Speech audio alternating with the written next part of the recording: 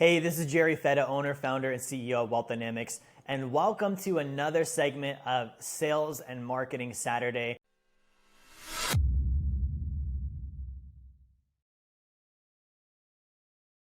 I'm going to be open with you. My purpose with these videos is to give you value on sales because number one, if you're a client, I want to help you earn more income. And if you're an entrepreneur or a business owner or a salesperson, this is going to help you do just that. Number two, I'm recruiting a team of endorsed wealth mentors right now, people who have a life insurance license and are willing to come work and represent my brand and want to grow with us, and we want to expand internationally. So right now we have expansion in the United States, Canada, and Puerto Rico, right? And so we want to just really pack that with as many licensed agents as we can. And so as I give you value with selling, I want you to realize that this is what my people here get full time. Right, so if this video helped you and you want to be in a culture where you learn about sales and marketing and how to make more money on a regular basis, and you're getting value from one YouTube video, imagine what happens if you come join my team, right? So what I want to talk about today is called the sales process, okay? The sales process, and specifically I want to dial in on what's called fact finding, right? So first of all, we have to realize that there is an actual process for selling. Right, when I first started in financial services, I thought it was magic. I was like watching my manager do sales and I was like, how does he get people to do stuff like that? Okay, how does he get somebody to give him $500,000? How does he get someone to sign up for an insurance policy? Right, and so I would be amazed. I was like, I don't know how to do that, right? And I would try and find it and read it until I realized that there's a process. Okay, now he didn't realize there was a process. He was using one himself. He had similar, routines and habits that he would do in his sales, and that was his process, and he had that figured out, but he didn't recognize it or teach it as, here's my process.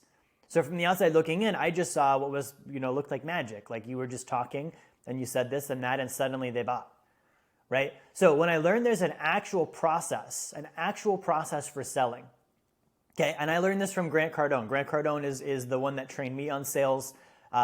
His team, I worked with them for many, many years in the past to really get good at selling. And so when I learned there was a process for me, that gave me a lot of peace of mind. So number one thing you want to realize, and this is not just sales, this is business, you want as little variables as possible, right? So in business, you have variables, things that are going to change, and you have constants, things that are not going to change, right?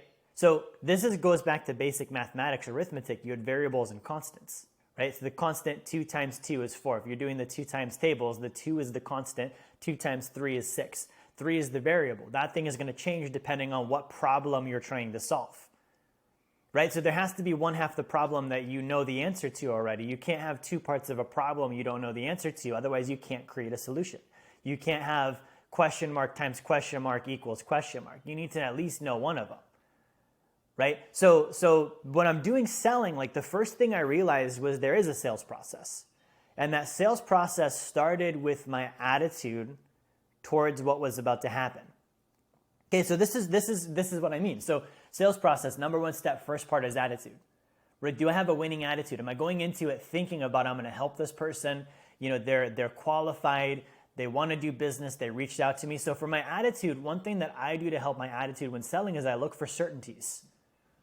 Okay, this person is, let's say it's an internet lead. They submitted their phone number to me for a reason. That's irrefutable. Like they wanted me to call them. Otherwise, they would not have given me their phone number. I know for a fact they wanted to talk. Right? So what does that handle for my attitude? It handles call reluctancy. What if they say no? What if they hang up on me? What if they don't answer? Well, they wanted to talk. Otherwise, I wouldn't have their phone number.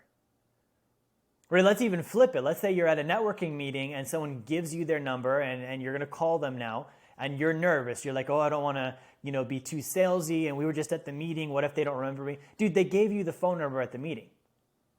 People don't give phone numbers that don't want to be called, right? So that's one thing I look at. The other thing I look at that I learned from Grant when I did my sales training was like looking for, ways that they are a buyer. Like if they're wearing pants, they bought those. Right? They're a buyer. They buy things. If they're talking on a phone, somehow they bought a phone, they can afford a phone, they bought that. That means they're a buyer. For me, that handled the attitude of like, oh, they're not qualified.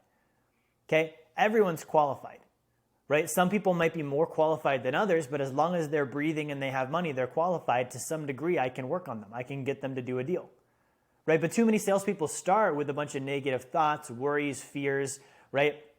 they go down into these lower emotional bands, right? And then it takes a lot of effort to even make the call happen. You want to be up high and you're excited to do the call, you're feeling good about it, you're positive, things seem to be going well before you've even started. So that's the first part, is the attitude.